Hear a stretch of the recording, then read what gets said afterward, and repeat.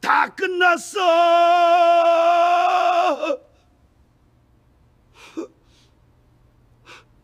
잠깐 지금 이 영상을 닫으려고 하셨다면 딱 30초만 들어주십시오. 여러분 주변에 이런 분 계십니까? 한때는 누구보다 열심히 살았는데 어느 순간부터 하루하루가 그냥 흘러가는 것 같다고 느끼시는 분. 아침에 눈을 떴을 때 오늘 뭘 해야 하나, 내가 이 나이에 뭘 할 수 있나 하는 생각이 먼저 드시는 분.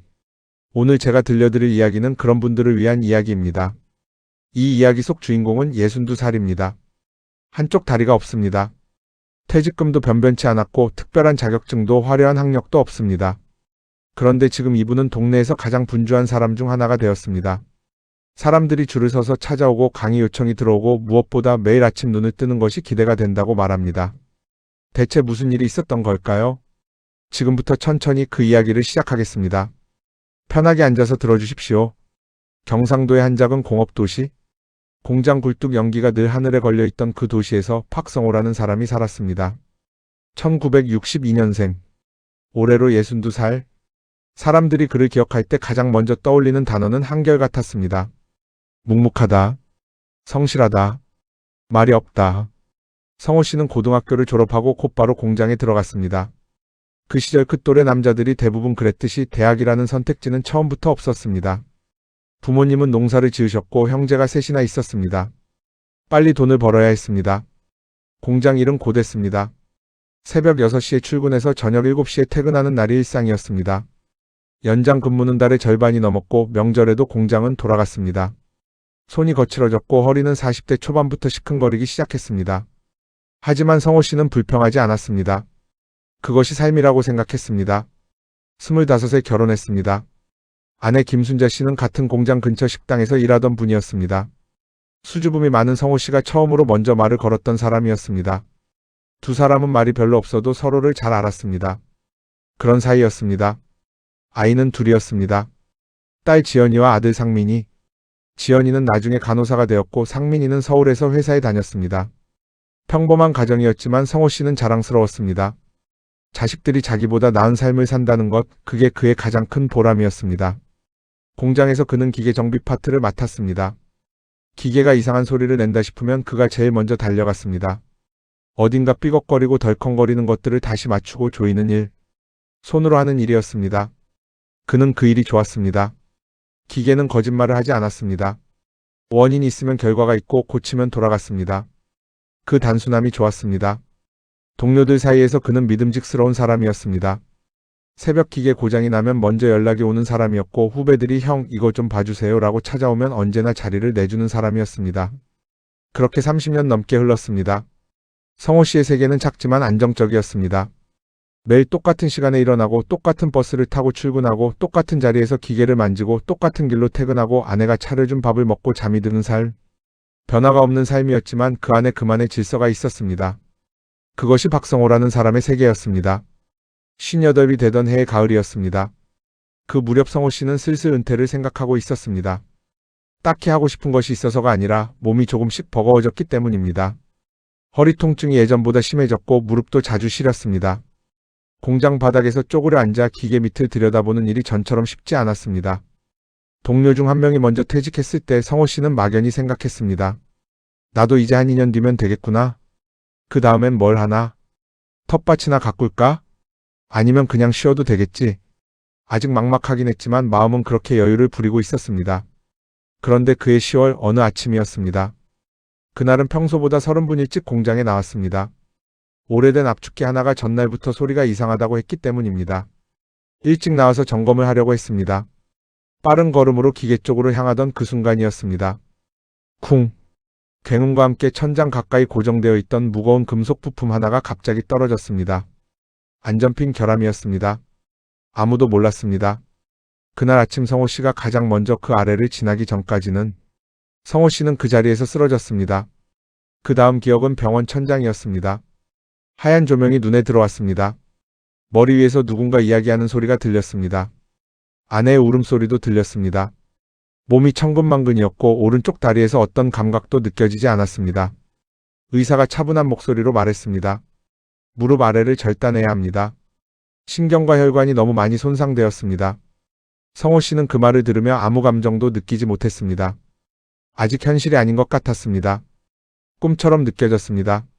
하지만 꿈이 아니었습니다. 수술은 4시간이 걸렸습니다. 깨어났을 때 성호 씨는 처음 한동안 마취가 덜 풀린 상태로 천장을 바라보았습니다.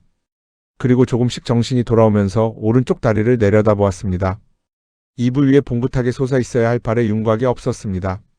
아내가 손을 잡았습니다. 아무 말도 하지 않았습니다. 그냥 손을 꼭 잡고 있었습니다. 성호 씨도 아무 말을 하지 않았습니다. 말이 나오지 않았습니다. 그날 저녁 병실 창문 밖으로 저녁 노을이 들어왔습니다. 붉고 조용한 빛이었습니다. 세상은 오늘도 아름다웠습니다. 하지만 그 아름다움이 오히려 낯설게 느껴졌습니다. 나와는 상관없는 것처럼. 재활이 시작되었습니다. 재활은 성호 씨가 상상했던 것보다 훨씬 가혹했습니다. 처음 의족을 달고 일어섰을 때 그는 어린아이처럼 비틀거렸습니다. 평생 두 다리로 당연히 걸어왔던 사람이 갑자기 걷는 법을 다시 배워야 했습니다. 치료사 선생님의 손을 잡고 복도를 한 바퀴 걷는 것이 그날의 목표였는데 그게 이렇게 힘든 일인지 몰랐습니다. 병원 복도에서 그는 처음으로 소리 없이 울었습니다. 치료사 선생님이 옆에서 말했습니다. 잘하고 계십니다. 오늘 여기까지 오신 것 대단한 겁니다. 그 말이 위로인지 아닌지도 잘 몰랐습니다. 이번 기간 중 가장 힘들었던 것은 몸이 아니었습니다. 마음이었습니다. 낮에는 재활을 하고 밤에는 천장을 바라보며 생각에 잠겼습니다. 내가 이제 어떻게 살아야 하는가? 나는 이제 무엇을 할 수 있는가? 아이들에게 짐이 되는 것은 아닌가? 딸 지연이가 병원에 왔을 때 성호 씨는 일부러 밝은 척했습니다. 그러면 안 된다는 걸 알면서도 딸의 걱정스러운 눈빛이 보기 싫었습니다. 아빠가 강한 모습을 보여줘야 한다는 오래된 습관이 남아 있었습니다. 지연이가 돌아간 뒤 병실에 혼자 남았을 때 성호 씨는 오랫동안 창문 밖을 바라보았습니다. 사람들이 걷고 있었습니다. 차들이 지나갔습니다. 세상은 아무 일도 없다는 듯 돌아가고 있었습니다. 그의 시간만 멈춰버린 것 같았습니다. 이제 나는 끝난 걸까? 그 생각이 자꾸 머릿속을 맴돌았습니다. 태어는 수술 후 약 2달 만이었습니다. 집에 돌아왔을 때 성호 씨는 처음 현관문을 들어서면서 멈칫했습니다. 오랜만에 돌아온 집인데도 낯설었습니다. 아니, 집이 낯선 게 아니라 집 안에 서 있는 자신이 낯설었습니다. 아내가 안방을 새로 정리해 두었습니다. 욕실 입구에는 손잡이 봉이 생겼습니다. 신발장 옆에는 작은 의자가 놓여 있었습니다. 성호 씨가 편하게 생활할 수 있도록 아내가 혼자 다 해둔 것들이었습니다. 고맙다는 말을 했어야 했는데 말이 나오지 않았습니다. 고마운 마음보다 미안한 마음이 컸습니다. 내가 이렇게 되어서 아내가 저런 걸 해야 한다는 사실이 가슴에 걸렸습니다. 날들이 흘렀습니다. 성호 씨의 하루는 점점 비슷한 패턴으로 굳어졌습니다. 늦게 일어났습니다. 밥을 먹었습니다. 텔레비전을 보았습니다. 낮잠을 잤습니다. 또 텔레비전을 보았습니다. 밥을 먹었습니다. 잠자리에 들었습니다. 그것이 하루의 전부였습니다. 공장 동료들이 처음엔 자주 연락을 해왔습니다. 걱정하는 목소리로 어떻게 지내냐고, 몸은 좀 어떠냐고. 성호 씨는 괜찮다는 말을 반복했습니다. 그러다 보니 연락이 뜸해졌습니다. 그게 자연스러운 일이라는 걸 알면서도 어느 날 전화기가 하루 종일 울리지 않았을 때 성호 씨는 그 고요함이 갑자기 크게 느껴졌습니다. 세상에서 조금씩 잊혀지는 것 같은 느낌이었습니다. 아내 순자 씨는 매일 곁에 있었습니다. 밥을 차렸고 빨래를 했고 장을 보았고 성호 씨가 필요한 것들을 살폈습니다. 하지만 순자 씨도 힘들다는 걸 성호 씨는 알고 있었습니다. 표현은 하지 않았지만 아내의 눈가에 늘 피로가 서려 있었습니다. 남편 걱정을 혼자 감당하고 있다는 것이 느껴졌습니다. 어느 날 저녁 식사 중이었습니다. 순자 씨가 조심스럽게 말을 꺼냈습니다. 여보, 너무 그렇게만 있지 말고 뭐라도 해보면 좋지 않을까요? 성호 씨는 수저를 내려놓았습니다. 뭘 한다고? 짧게 대답했습니다. 대꾸가 아니었습니다. 진심 어린 질문이었습니다. 나는 무엇을 할 수 있을까? 이 나이에 이 몸으로? 대답이 없는 질문이었습니다. 순자 씨는 더 말하지 않았습니다. 남편의 마음을 알았기 때문입니다. 그날 밤 성호 씨는 잠을 이루지 못했습니다. 어둠 속에서 천장을 바라보며 이런저런 생각이 오갔습니다. 내가 공장에 다니던 시절, 아이들을 키우던 시절, 그 시절이 생생하게 기억 속에 있었는데 이제 그 모든 것이 다른 사람 이야기처럼 느껴졌습니다. 그때 한 가지 기억이 스쳐 지나갔습니다. 공장에서 후배 하나가 기계를 망가뜨렸을 때였습니다. 모두 큰일 났다고 했는데 성호 씨가 2시간 동안 들여다보다가 결국 고쳐놓았습니다. 그때 후배가 박수를 치며 말했습니다. 형은 진짜 기계 귀신이에요. 그 기억이 왜 그날 밤 떠올랐는지 모릅니다. 하지만 그 기억을 떠올린 뒤 성호 씨는 조금 뒤척이다 잠이 들었습니다. 그 무렵 성호 씨에게 가장 힘든 날이 찾아왔습니다. 퇴원 후 약 석 달이 지났을 때였습니다. 아들 상민이가 주말에 내려왔습니다. 오랜만에 가족이 다 모였습니다. 밥을 먹고 과일을 먹고 텔레비전을 보며 한참을 앉아 있었습니다. 그런데 그날 저녁 상민이가 전화를 받더니 옆방으로 나갔습니다. 지연이는 스마트폰을 보고 있었습니다. 순자 씨는 설거지를 하러 부엌에 갔습니다. 성호 씨는 거실 소파에 혼자 앉아 있었습니다. 아이들이 각자 바쁜 것이 당연했습니다. 그걸 알았습니다. 하지만 그 순간 갑자기 이런 생각이 들었습니다. 내가 여기 있어도 되는 걸까? 나는 지금 아무것도 하지 않는다. 아내에게 짐이 되고 자식들 걱정을 사고 아무런 쓸모도 없이 하루하루 보내고 있다. 나는 이제 필요 없는 사람이 된 건 아닐까? 성호 씨는 그날 밤 가족들이 다 잠든 뒤 혼자 부엌 식탁에 앉았습니다. 어두운 집안의 냉장고 소리만 들렸습니다. 의족을 뺀 상태였습니다. 창밖에는 거리 불빛이 조용히 흘렀습니다. 눈물이 나지도 않았습니다. 그냥 멍했습니다. 비어있는 느낌. 그것이 가장 힘들었습니다. 슬픔은 그래도 무언가를 느끼는 것인데 아무것도 느껴지지 않는 그 상태가 더 무서웠습니다. 그가 나중에 강의에서 말했습니다. 그 밤이 제 인생에서 가장 바닥이었습니다. 슬프지도 않았어요. 그냥 아무것도 없는 것 같았습니다. 그게 제일 무섭더라고요. 그 어두운 밤으로부터 며칠이 지났을 때였습니다. 아내 순자 씨가 복지관에서 가져온 안내문 하나를 식탁 위에 올려놓았습니다. 여보, 이거 한번 가보면 어때요? 재활 프로그램도 있고 강의 같은 것도 있대요. 성호 씨는 처음에 시큰둥했습니다. 프로그램이 뭐가 있든 별 관심이 없었습니다. 하지만 순자 씨의 눈빛에는 간절함이 담겨 있었습니다. 그 눈빛이 마음에 걸렸습니다. 며칠 뒤 성호 씨는 처음으로 혼자 외출을 했습니다. 의족을 달고 지팡이를 짚고 천천히 집 문을 나섰습니다. 가을 햇살이 따뜻했습니다.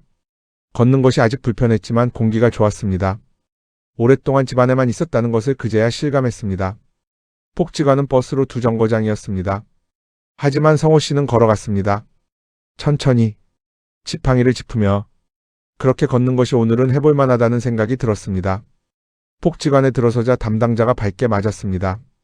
재활 프로그램에 대해 안내를 받다가 담당자가 말했습니다. 마침 오늘 오후에 강의가 하나 있어요. 관심 있으시면 들어보세요. 어떤 강의인데요? 인생 이막 관련해서요. 장애나 은퇴 이후에 새로운 걸 시작하신 분들 이야기입니다. 성호 씨는 잠시 망설이다 강의실 쪽으로 향했습니다. 강의실은 작았습니다. 의자가 20개 남짓 놓여 있었고 절반쯤 채워져 있었습니다. 앉아있는 사람들을 보니 대부분 자신과 비슷한 나이였습니다. 어떤 분은 휠체어를 타고 있었고 어떤 분은 지팡이를 의자 옆에 기대어 놓고 있었습니다. 강사는 50대 초반의 여성이었습니다. 말투가 조용하고 다정했습니다. 그는 이렇게 시작했습니다.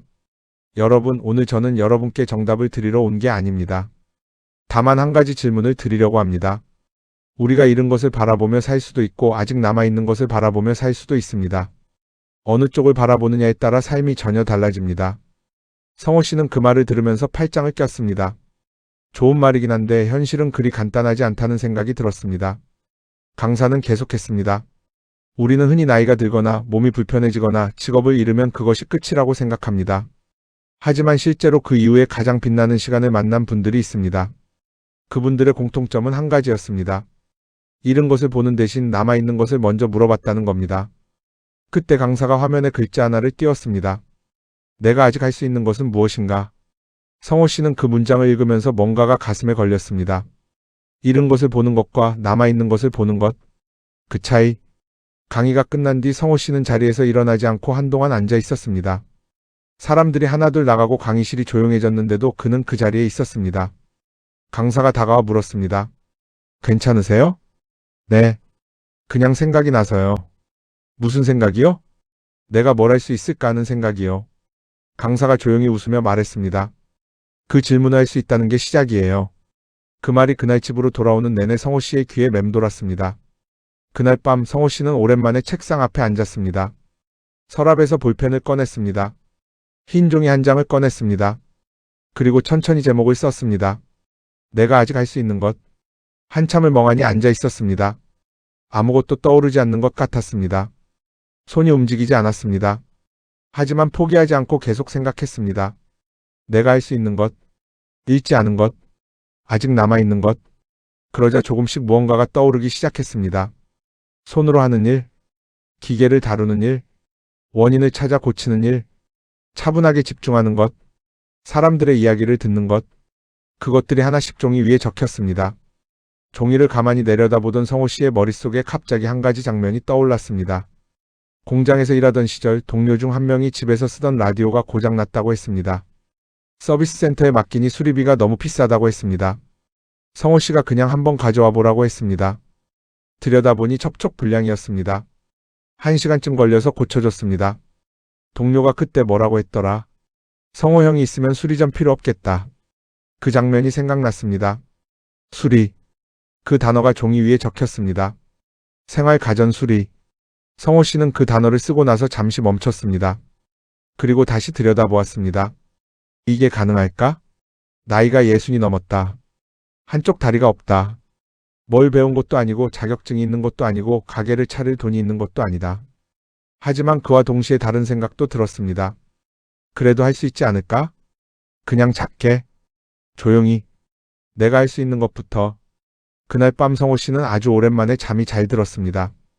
다음날 아침 성호 씨는 인터넷으로 공부 세트를 주문했습니다. 오래전 공장에서 쓰던 것들과는 다른 작고 가벼운 공구들이었습니다. 정밀 드라이버 세트, 납땜인두, 테스터기, 그리고 작은 확대경. 전부 합쳐 3만 원도 안 됐습니다.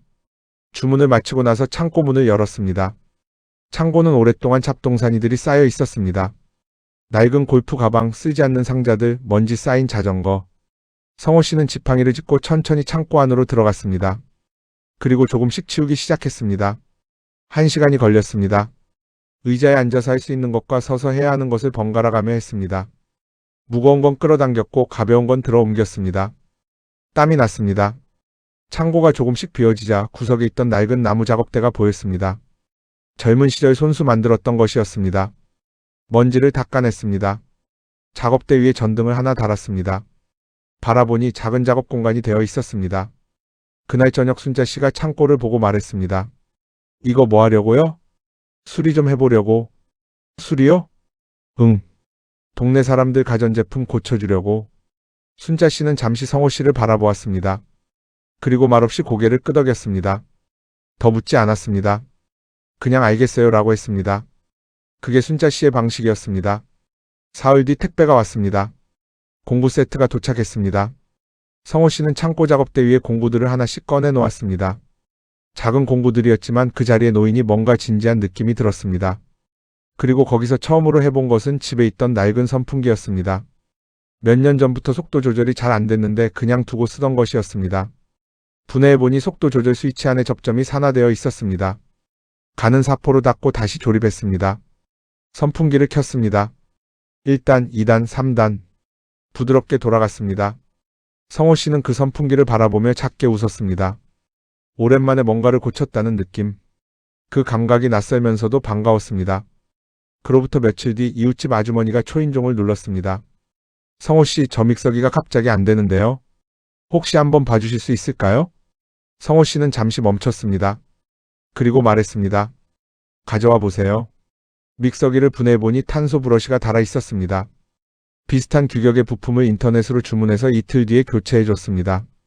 아주머니가 믹서기를 받아들고 말했습니다. 어머, 이게 되네요. 얼마예요? 그냥 드려요. 별거 아니에요. 아이고, 그럼 안 되죠. 그래도 성호 씨는 손을 저었습니다. 돈을 받기가 어색했습니다.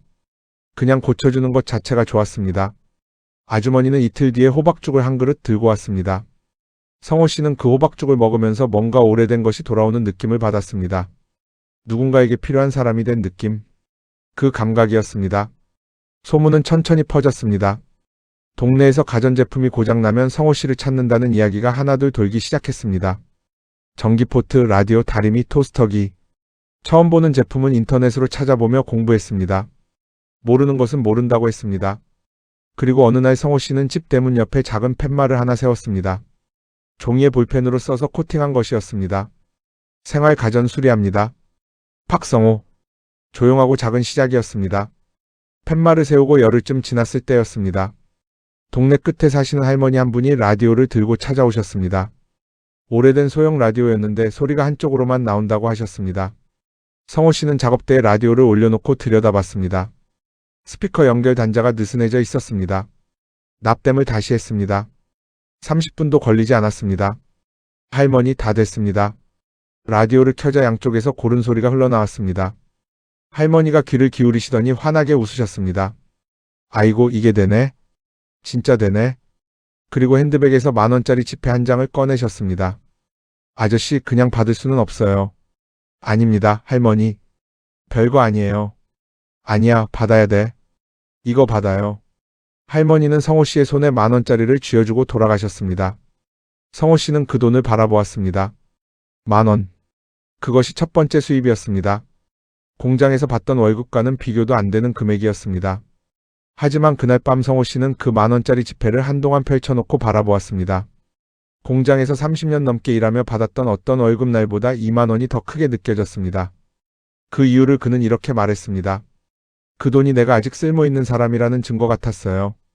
돈의 가치가 아니라 누군가에게 도움이 되었다는 그 사실. 그게 30년치 월급보다 더 크게 느껴졌어요. 물론 쉽지만은 않았습니다. 어느 날 전자레인지를 가져온 손님이 있었습니다. 분해를 해보니 마그네트론 문제였습니다. 이건 성호 씨가 고칠 수 없는 부분이었습니다.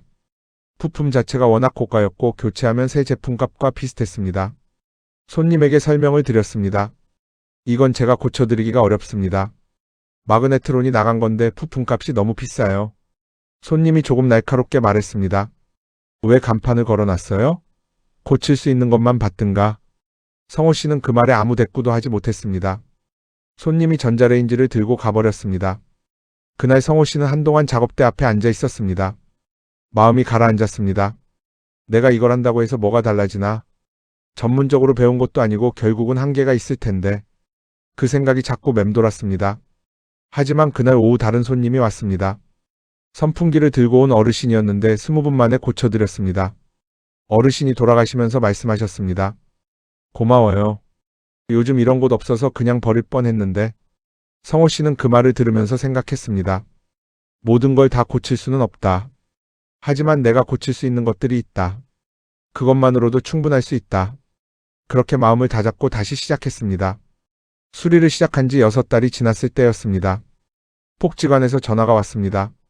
담당자가 말했습니다. 성호 씨 혹시 강의 한번 해주실 생각 있으세요? 성호 씨는 전화기를 들고 잠시 말을 잃었습니다. 제가요? 네. 장애를 딛고 새로운 일을 시작하신 분들 이야기 들려주시면 좋을 것 같아서요. 저는 그냥 수리 좀 하는 사람인데요. 그게 이야기가 되는 거죠. 성호 씨는 며칠을 고민했습니다. 사람들 앞에서 말을 해본 적이 거의 없었습니다. 공장에서도 회의 시간에 말을 하는 쪽이 아니었습니다. 묵묵히 일하는 사람이었습니다. 하지만 이런 생각도 들었습니다. 복지관에서 그 강의를 듣던 날 강사의 말 한마디가 자신의 마음을 움직였습니다. 만약 내 이야기가 누군가의 마음을 조금이라도 움직일 수 있다면 결국 하겠다고 했습니다. 강의 전날 밤 성호 씨는 어떤 말을 해야 할지 공책에 정리했습니다. 멋진 말을 쓰려고 하지 않았습니다. 있었던 일을 그대로 쓰려고 했습니다. 사고가 났던 것, 병원에서 천장을 바라보던 것, 집에 돌아와 텔레비전만 보던 날들, 종이 한 장을 꺼내 들었던 밤, 공부를 주문했던 것, 할머니의 라디오를 고쳐드리고 10,000원을 받았던 것, 그것들을 순서대로 썼습니다. 공책을 다 쓰고 나서 성호 씨는 그것을 읽어봤습니다. 그냥 한 사람의 이야기였습니다. 특별할 것 없는. 하지만 그것이 자신의 이야기라는 사실이 갑자기 뭉클하게 느껴졌습니다. 강의 날이 왔습니다. 강의실에는 20명 남짓한 사람들이 앉아 있었습니다. 대부분 60을 넘긴 분들이었습니다. 어떤 분은 복지관 재활 프로그램에 다니는 분이셨고, 어떤 분은 배우자를 잃고 혼자가 되신 분이셨고, 어떤 분은 건강 문제로 일을 그만두신 분이셨습니다. 성호 씨는 강단 앞에 서서 잠시 사람들을 바라보았습니다. 저 사람들 얼굴에 내가 병원에 있던 그 시절의 표정이 보였습니다. 막막함, 두려움, 그리고 조금의 희망. 마이크를 잡고 천천히 말했습니다. 저는 특별한 사람이 아닙니다. 강의실이 조용해졌습니다. 사실 몇 년 전까지만 해도 저는 제 인생이 끝났다고 생각했습니다. 다리를 잃고 나서 집안에서 텔레비전만 보는 날들이 이어졌습니다. 아무것도 할 수 없을 것 같았습니다. 아무것도 하고 싶지 않았습니다. 한 박자 쉬었습니다. 그런데 어느 날 종이 한 장을 꺼냈습니다. 그리고 적었습니다. 내가 아직 할 수 있는 것. 성호 씨는 그날 있었던 일들을 하나씩 이야기했습니다. 창고를 정리하던 이야기, 공구를 주문하던 이야기, 이웃 아주머니의 믹서기를 처음 고쳐주던 이야기, 할머니 라디오와 10,000원짜리 지폐 이야기. 사람들이 가만히 듣고 있었습니다. 강의가 끝났을 때 박수 소리가 났습니다. 작은 박수였지만 진심이 담긴 박수였습니다. 강의가 끝나고 한 노인이 성호 씨에게 다가왔습니다. 70대 초반으로 보이는 남성이었습니다. 지팡이를 짚고 있었습니다. 오늘 집에 가서 나도 종이 한 장 꺼내보려고 합니다. 성호 씨는 그 말을 듣고 한동안 아무 말도 하지 못했습니다. 그 노인이 돌아서서 걸어가는 뒷모습을 바라보면서 성호 씨는 눈이 조금 뜨거워지는 것을 느꼈습니다. 그로부터 2년이 지났습니다. 지금 성호 씨의 하루는 그때와 많이 다릅니다. 오전에는 창고 작업대 앞에 앉습니다. 오늘은 어떤 물건이 들어올지 미리 알 수 없습니다. 라디오일 수도 있고 전기포트일 수도 있고 낡은 헤어드라이어일 수도 있습니다. 때로는 고칠 수 없는 것이 들어오기도 합니다. 그럴 때는 솔직하게 말합니다. 이건 제가 어렵습니다. 다른 곳에 맡기시는 게 나을 것 같습니다. 오후에는 자주 복지관에 갑니다. 강의 요청이 생각보다 이어졌습니다. 성호 씨는 처음에는 한 번만 하려고 했는데 계속 요청이 들어왔습니다. 인근 지역 복지관에서도 연락이 왔습니다. 어떤 날은 지역 신문사에서 취재 요청이 오기도 했습니다. 성호 씨는 여전히 화려한 사람이 아닙니다. 말이 많지 않고 치장을 좋아하지 않습니다. 수리비도 비싸게 받지 않습니다. 형편이 어려운 분들에게는 그냥 고쳐드리기도 합니다. 하지만 그의 얼굴에는 이제 웃음이 있습니다. 아침에 눈을 뜨면 오늘은 무슨 물건이 올까 하는 기대감이 생겼습니다. 동네 사람들이 그를 부르는 이름도 생겼습니다. 성호 수리점 사장님. 처음 그 말을 들었을 때 성호 씨는 어색해서 손을 저었습니다. 그냥 성호 씨라고 부르세요. 하지만 마음 한구석은 따뜻했습니다. 성호 씨에게 인터뷰를 요청한 기자가 이런 질문을 했습니다. 다리를 잃으셨을 때 가장 힘드셨던 게 무엇이었나요? 성호 씨는 잠시 생각하다가 대답했습니다. 몸보다 마음이 힘들었어요. 특히 아무 감정도 안 느껴질 때가 있었는데 그때가 제일 무서웠습니다.